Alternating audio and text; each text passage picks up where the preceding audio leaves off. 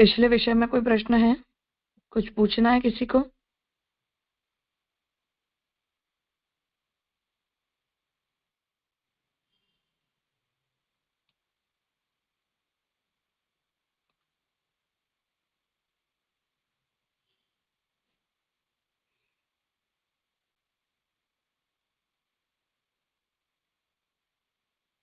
ठीक है, गौरी करो आगे।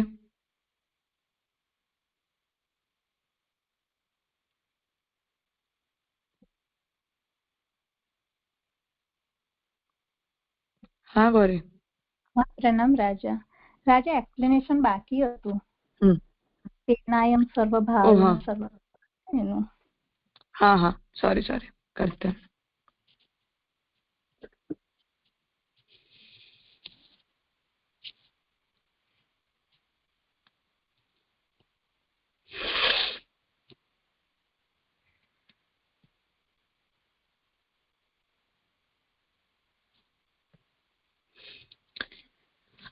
हाँ, तो लास्ट श्लोक तक हमने इस बात को समझा कि प्रभु के प्रति हमारा जो भाव है वो अलौकिक होना चाहिए। किसी भी प्रकार के लौकिक भाव को हम भक्ति मार्ग में प्रवेश नहीं देते हैं। तब पुष्टि मार्गीय का भाव कैसा होना चाहिए उसे समझाने के लिए आगे फिर तीसरा श्लोक आता है। वहां श्री महाप्रभु जी ये आज्ञा करते हैं कि जो भक्ति मार्ग है वो महाप्रभु ने और भगवान ने स्वयं प्रवर्तित किया है। इसलिए पुरुषोत्तम का जो भजन है वो पुष्टि भाव से ही हमें करना चाहिए, किसी अन्य प्रकार के भावों से नहीं।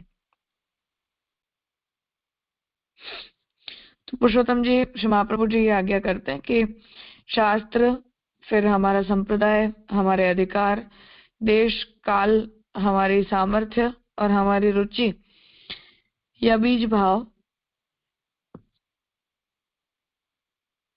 एक से नहीं है।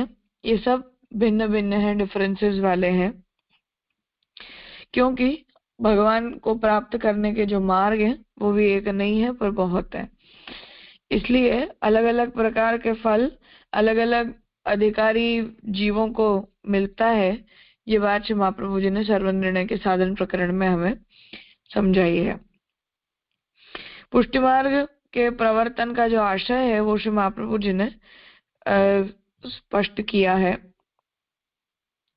कि जो भूतल के ऊपर एक निश्चित देश में या निश्चित स्थान में भगवान ने एक मार्ग को प्रकट किया, पर चतुश्लोकी में स्वस्यायमेव धर्मो ही नान्यः क्वापि कदाचन, वहां ये बात समझाई है कि पुष्टि जीवों को हर देश में और हर काल में भगवान की ही भक्ति करनी चाहिए, किसी और की नहीं। अब यहाँ ये शंका होती है कि यदि भूतल पे ये भारत देश जो है वो तो एक छोटा सा पार्ट है, एक छोटा सा स्थान है, और सृष्टि के प्राकट्य काल हजारों साल से, अर्थात जब ये सृष्टि बनाई गई तब से लेकर अब तक तो हजारों वर्ष बीत चुके हैं। तब इतने वर्षों में क्या कोई पुष्टि जीव पैदा नहीं हुआ, या महाप्रभु जी से पहले जितने भी पुष्टि जीव प्रकट हुए क्या उन लोगों का मोक्ष कभी नहीं हुआ? ये प्रश्न यहाँ आता है। और अगर हम ये कहते हैं कि नहीं, महाप्रभु जी से पहले भी पुष्टि जीवों का उद्धार करने वाला कोई प्रकट हुआ,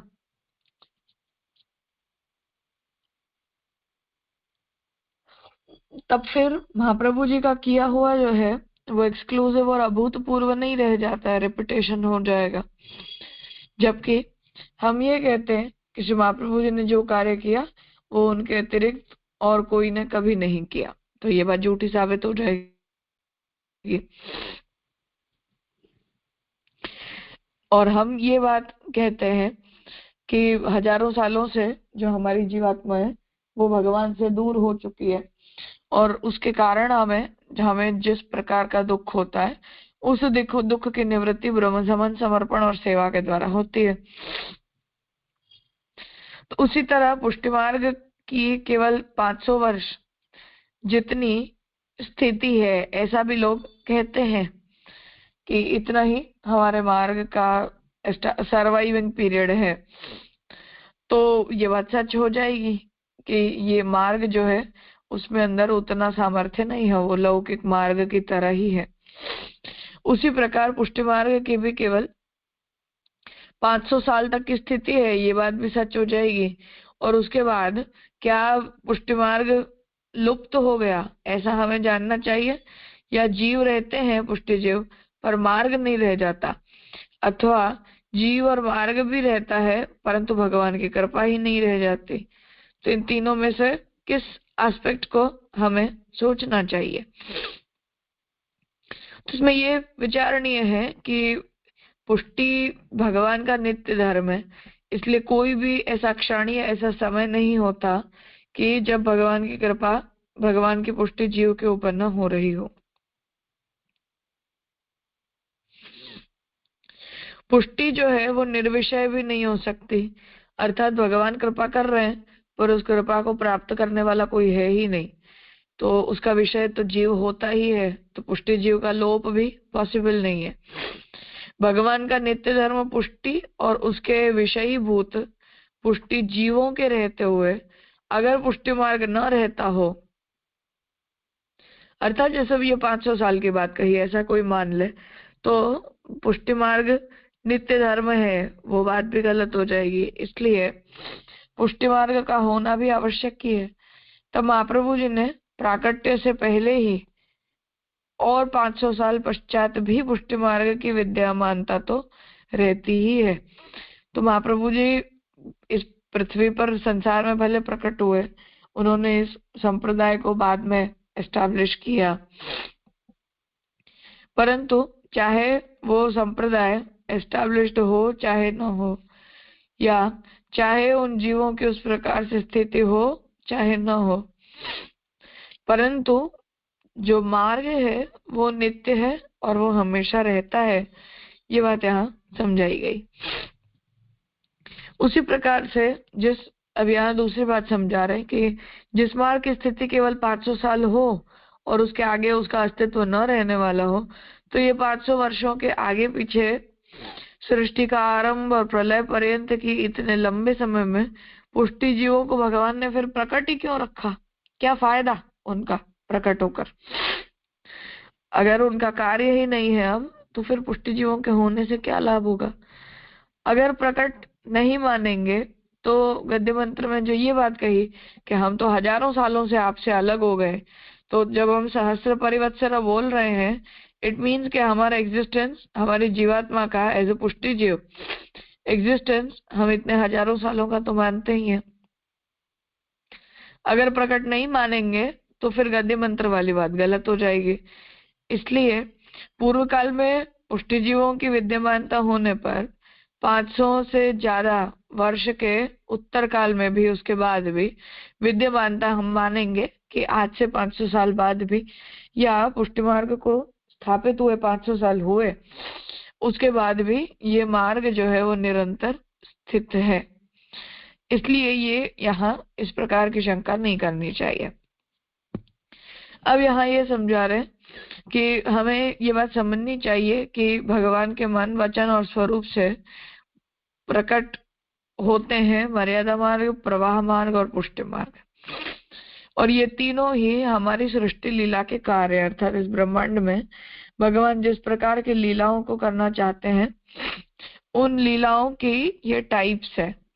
इसलिए जब तक ये सृष्टि विद्यमान रहती है तब तक जीवों के ये तीनों ही प्रकार हमेशा विद्यमान रहते हैं। इसलिए मार्ग की जो विद्यमानता है वो उन मार्ग के जीवों की विद्यमानता का प्रमाण है। तो मार्ग है इसलिए वो जीव भी हैं ही, और वो जीव हैं इट मीन्स कि वो मार्ग की स्थिति अब तक बनी रही है। उसी प्रकार मार्ग और मार्गस्थ जीवों की विद्यमानता जो है उससे उस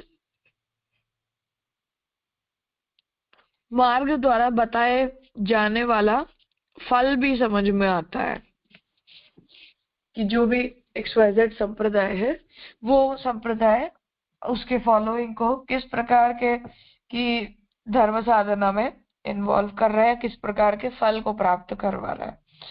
इसलिए श्री महाप्रभु जी से पहले भी पुष्टि मार्ग, पुष्टि जीव, पुष्टि साधन और पुष्टि मार्ग से मिलने वाला फल था ही, ये बात यहाँ सिद्ध होती है।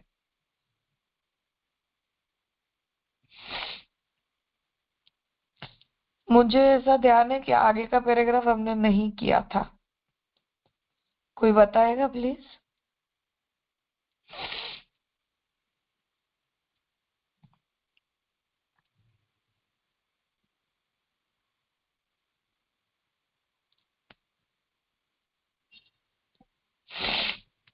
ठीक है, अब यहाँ ये शंका होती है कि अब इसमें से महाप्रभु जी की विशिष्टता क्या, अर्थात मार्ग जो है वो तो कृपा का है, तो वो कृपा मार्ग भगवान के बल से चलता है।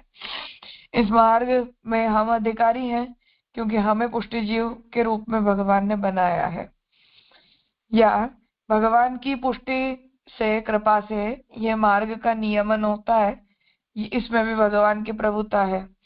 तो इसमें महाप्रभु जी की विशिष्टता क्या है, तो समझा रहे कि अब तक पुष्टि मार्ग था परंतु पुष्टि संप्रदाय नहीं था, अर्थात कि उस भगवान की पुष्टि से चलने वाला मार्ग अवश्य था, परंतु उस प्रकार की पुष्टि को आधुनिक काल में हम कैसे यूज करें या किस प्रकार से उस पुष्टि का इन्वॉल्वमेंट हो, किस प्रकार से हम उस प्रकार की भक्ति के अंदर इन्वॉल्व हो, ये सारे जो एस्पेक्ट्स हैं वो नोन एस्पेक्ट्स नहीं थे।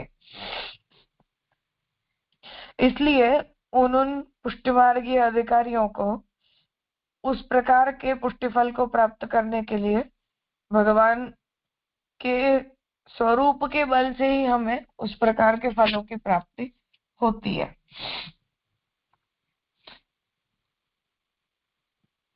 परंतु श्री महाप्रभु जी से पूर्व तक इस प्रकार से भगवान को प्राप्त करने के लिए या भगवान के धर्मों को प्राप्त करने के लिए या भगवान की भक्ति करने के लिए कोई सुव्यवस्थित संप्रदाय नहीं था।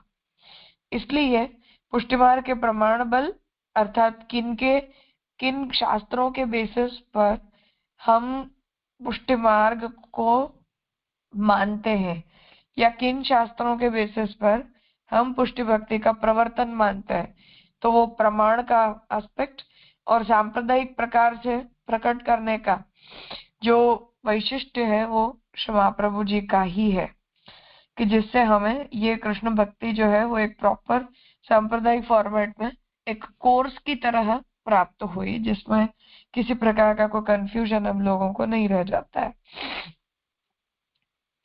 तो ये जो विशिष्टता है उसे संप्रदाय में ढालने की ये विशिष्टता श्री महाप्रभु जी के कारण है। इसलिए साधारण पुष्टि मार्ग में पुष्टि प्रभु को श्री महाप्रभु के हृदय के भावानुसार भावात्मक होना आवश्यक नहीं है। इसलिए श्री महाप्रभु जी के प्राकट्य से पहले जो पुष्टि जीव थे, अर्थात संप्रदाय में ऐसी नीड है कि हमारे जितने भी भाव हों वो श्री महाप्रभु जी के भाव के अनुरूप हों, परंतु जब तक हम संप्रदाय के दायरे में घुस नहीं जाते और इन जनरल पुष्टि मार्ग को हम डिस्कस कर रहे हैं, उस टाइम पर हमारे लिए श्री महाप्रभु जी के ही भावों की भावना करनी ऐसा कोई रूल नहीं है। उसके लिए एग्जाम्पल दे रहे कि जैसे प्रहलाद जी भी पुष्टि जीव थे, उनके लिए भी भगवान कृपायुक्त होकर नृसिंह रूप से प्रकट हुए, बलि राजा के लिए भी वामन रूप से प्रकट हुए, शबरी हनुमान जैसे भक्तों के लिए श्री रामचंद्र जी ने भी अपनी मर्यादा को तोड़ा, उनके प्रति भक्तवश होकर, प्रेमवश होकर। ब्रज, मथुरा, द्वारका के जो पुष्टि जीव है उनमें कभी कोई किसी का बेटा, किसी के भाई, किसी के मित्र, किसी के पति, शिष्य, गुरु आदि अनेक अनेक संबंधों से भगवान ने उन भक्तों के भी भावों को पोषित किया। इसलिए इन सब में कोई एक भाव से भगवान को भजना ये पुष्टि के प्रमेय बल के विचार से उत्तम है। अर्थात कृष्ण जो है वो प्रमेय रूप है, इसलिए कृष्ण के प्रति हमारा जो भाव है वो भी एक प्रकार का यूनिफॉर्म भाव होना चाहिए। ये बात नीडेड है, संप्रदाय में नीडेड है, परंतु अगर वो पुष्टि संप्रदाय नहीं है और वो पुष्टि मार्ग है, तो पुष्टि मार्ग को इस प्रकार के भाव की फिक्सेशन की कोई आवश्यकता नहीं है। तो मार्गी जो है उसके पास तो हर प्रकार के भावों का रास्ता खुला हो जाता है। इसलिए आधुनिक जो जीव है, सिद्धांत का द्वेष करने वाले, उनके द्वारा बनाए गए भाव, जैसे ये कहते हैं कि श्रीनाथ जी जो है वो सर्वोद्धारक रूप से मेरा सेवा उनकी होती है। आचार्य वंशजों के सेव्य स्वरूप में वैष्णव का उद्धार करने वाले हैं, इस भाव से उनकी सेवा होती है। और जो वैष्णवों के घर में ठाकुर जी विराजते हैं, उनकी गुरु भाव से सेवा होती है। ये सब जो बात कही गई है, ये श्री महाप्रभु जी के भावना के अनुरूप नहीं है। तो महाप्रभु जी ने कहीं भी इस प्रकार से प्रभु के स्वरूप में भिन्न भिन्न भावों को करने के लिए नहीं कहा है, और न ही उस प्रकार से प्रभु में भावनात्मक भेद प्रकट करने के लिए कहा है। तो श्री महाप्रभु जी के लिए जो है वो भगवान सर्व समान है, हर स्थिति में, हर व्यक्ति के लिए, हर दिन। इसलिए इस प्रकार के भेदभावों का वहां तो कोई प्रश्न उपस्थित नहीं होता है। तो तात्पर्य यहाँ ये है कि ऐसे किसी भी प्रकार के स्वतंत्र भावों को प्रभु के प्रति करने की हमें परमिशन नहीं है। तो हमारा जो कर्तव्य है वो ये है कि हम भगवान की आज्ञा अनुसार श्री महाप्रभु जी ने जिस प्रकार से इस संप्रदाय को प्रवर्तित किया, बस उसी प्रकार से उन्हीं की भावनाओं के अनुरूप जो है वो हमें ये सारे कार्य करने चाहिए। तो यहाँ जो श्री महाप्रभु जी आज्ञा कर रहे हैं वो भगवान के प्रति अलौकिक और आधिदैविक भाव रखने की आज्ञा है, जिसमें किसी भी प्रकार के लौकिक भाव का जो प्रवेश है वो वर्जित है, वो अलाउड नहीं है।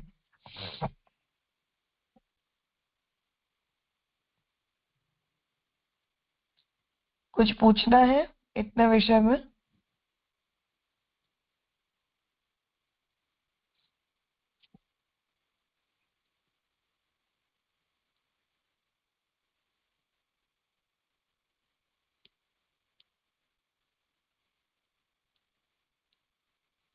हाँ प्रणव भाई। प्रणाम राजा। ये पूर्व में 626 पेज पे दूसरे पैराग्राफ में सो प्रभु को नित्य धर्म पुष्टि अरुता के विषयभूत पुष्टि जीवन के रहते हो, यदि पुष्टि मार्ग न रहते हो तो नित्य धर्म हूँ मोघ धर्म बनी जाए है। तो मोघ का या शायद मतलब मोघ का मतलब है कि जो शॉर्ट टाइम जिसका सर्वाइवल हो, एग्जिस्टेंस हो, नाशवंत। हाँ, नाशवंत बन जाता है। हाँ। और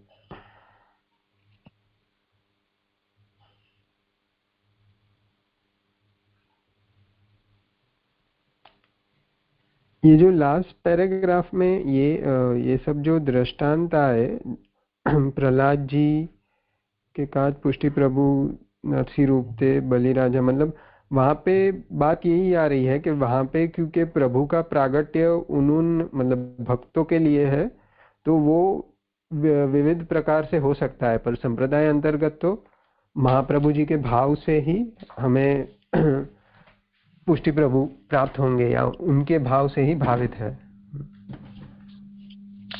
हाँ, प्राकट्य को लेकर भी है ही, और भगवान के प्रति किन प्रकार के भावों को हम अलाउ कर सकते हैं और नहीं कर सकते, क्योंकि मेन डिस्कशन का सब्जेक्ट ही है। जैसे यहाँ भगवान के प्रति किसी प्रकार का लौकिक भाव हमें नहीं रखना चाहिए। अब मानो मिल गया हमें एग्जाम्पल लौकिक भाव रखने वाले का, हम कैसे उस व्यक्ति को प्रोहिबिट करें, या जब हम उसके अगेंस्ट ये कह रहे कि हमें लौकिक भाव नहीं रखना चाहिए, तो ऑन व्हाट ग्राउंड हम उसे नेगेट कर रहे हैं? तो हमें अपनी तरफ से उसकी क्लैरिटी देनी पड़ती है, तो वो दी जा रही है कि पुष्टि मार्ग में अलाउ हो सकता है, पर पुष्टि संप्रदाय की ये मर्यादा है कि महाप्रभु जी के आज्ञा अनुसार हो। तो हम सांप्रदायिक मर्यादा में लौकिक भावों को भगवान में अलाउ नहीं करते हैं। जी राजा। और यहाँ पे दृष्टांत नहीं है, पर जो हम अन्यथा भी कहते हैं कि कंस आदि को भी जो भाव था वो एक प्रकार से पुष्टि ही थी, मतलब भले द्वेष से भी हो तो भी। हाँ, वैसे तो कंस के ऊपर भी थी भगवान की, तो उसका अर्थ ये थोड़ी है कि हम भी द्वेष का भाव रखने लग सकते हैं। तो मथुरा में भी सब लोगों ने भगवान को अलग अलग भावों से देखा, तो वो सारे भाव जो है वो भगवान ने स्वीकारे, पर उसका अनुकरण हम तो नहीं कर सकते हैं। बस वही बात यहाँ कही जा रही है कि जैसे ध्रुव जी ने भी लौकिक आकांक्षा से भगवान को चाहा प्राइमरीली, बाद में फिर उन्हें समझ में आया कि नहीं, ऐसा नहीं करना चाहिए, पर उन्होंने भगवान से ऐसा लौकिक फल मांगा और वही उन्हें प्राप्त भी हो गया। पर उसका अर्थ ये तो नहीं कि हम सभी को लौकिक फलों को मांगने की छूट मिल गई। तो किसी व्यक्ति के करने से जो है वो हम ये बातें डिसाइड नहीं कर सकते, और ऐसा भी नहीं कह सकते कि वो व्यक्ति भक्त नहीं है। तो किसी जीव को उस प्रकार की भक्ति और उस प्रकार के फल का अधिकारी यदि भगवान ने बनाया है, तो उस जीव को उस प्रकार से भगवान फल प्रदान कर देते। तो ध्रुव जी को भी तब फल दे दिया, पर बाद में भगवान की ही कृपा से उन्हें प्रेरणा हुई कि इस प्रकार से राज्य की प्राप्ति करना ये फल नहीं हो सकता है, भगवान को प्राप्त करना फल होता है। जैसे परिस्थिति बदल जाती है, तो किसी व्यक्ति के लिए ऐसा है या ऐसा उसका अधिकार बनाया गया है, ऐसा डेफिनेटली हो सकता है, परंतु कैसा भी हो और कैसा भी क्यों न हो, पुष्टि मार्ग में हम संप्रदाय के अंदर ये व्यवहार अलाउ नहीं कर सकते हैं, इतना यहाँ बताया जा रहा है। वो महाप्रभु जी की मर्यादा के कारण नहीं कर सकते। जी राजा, स्पष्ट हुआ।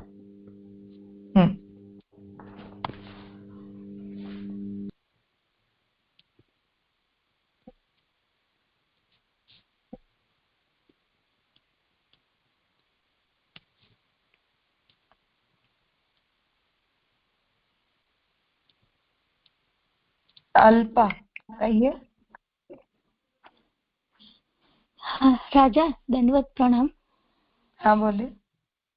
પાછળનો તમે પેરેગ્રાફ જે મહાપ્રભુજી કી ભાવનાનું કીધું ને, એ સહેજ ગુજરાતીમાં સમજાવો ને મને. महाप्रभु जी के भावात्मक पुष्टि प्रभु को प्रकट करने वालों। गुजराती में तो मैं नहीं कर सकती हूँ क्योंकि ये तो क्लास की लैंग्वेज हिंदी ही है। हाँ, तो पर तात्पर्य वहाँ ये है कि चाहे कृष्ण ध्रुव जी की अर्थार्थिता से प्रकट हो जाए, अर्थात द्रव्य कामना से प्रकट हो जाए, चाहे भगवान रावण और कंस जैसों के द्वेष से प्रकट हो जाए, परंतु वो भगवान का ऐसा प्राकट्य श्री महाप्रभु जी को अभिलषित नहीं हो सकता है। इसलिए हम यदि महाप्रभु जी के द्वारा बताए गए प्रकार अनुसार कृष्ण को हम प्राप्त करना चाहते हो, या उस प्रकार से उनकी भक्ति को यदि हम प्राप्त करना चाहते हो, तो हमारे लिए ये कंपलसरी है कि हम महाप्रभु जी के भावानुरूप ही करें। और यदि हमें ध्रुव जी की तरह या प्रहलाद जी की तरह या रावण आदि की तरह क्रोध से, भय से वगैरह अन्य अन्य भावों से भगवान को प्राप्त करना हो, तब फिर हमें महाप्रभु जी का अनुयायी न बनकर अपने स्वतंत्र भावानुसार भगवान की भक्ति में प्रवृत्त होना चाहिए।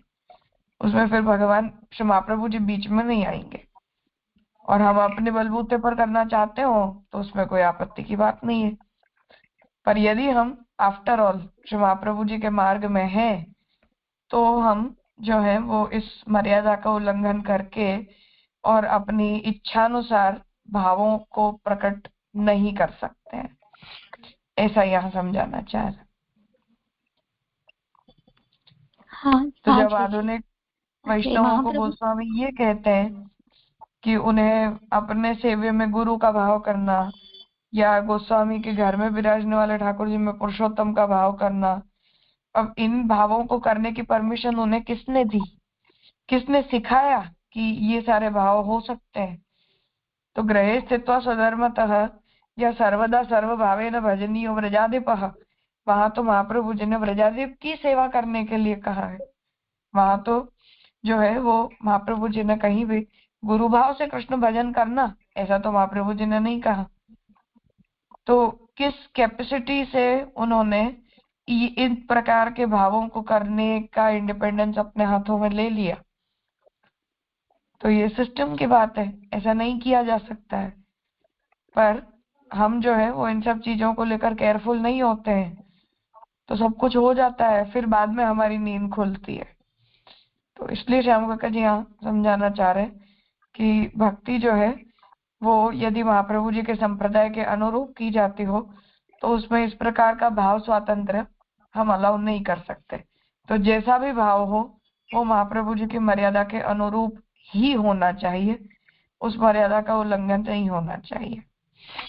यदि हो रहा हो उस मर्यादा का उल्लंघन, तब फिर हमें अपने स्वतंत्र भावानुसार करना चाहिए, उसमें फिर श्री महाप्रभु जी को इन्वॉल्व नहीं करना चाहिए। और अब हम अपने स्वतंत्र भाव से भक्ति कर रहे हैं, उस प्रकार से हमें अपने आप को घोषित कर देना चाहिए, ताकि इस प्रकार से फिर भावों का मिक्सचर जो है वो अल्टीमेटली संप्रदाय को बिगाड़े नहीं, या संप्रदाय की भावनाओं को ना बिगाड़े, दूसरों के ऊपर वो बैड इन्फ्लुएंस ना बने।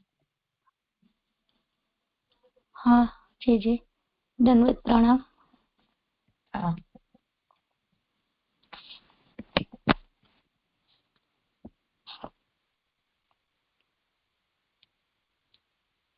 और कुछ पूछना है किसी को?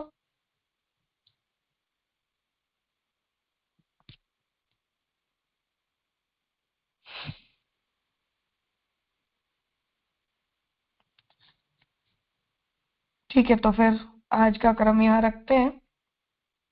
कल प्रोबेबली हम इस ग्रंथ को संपन्न कर पाएंगे। आगे का अंतिम श्लोक है, हम कल करते हैं।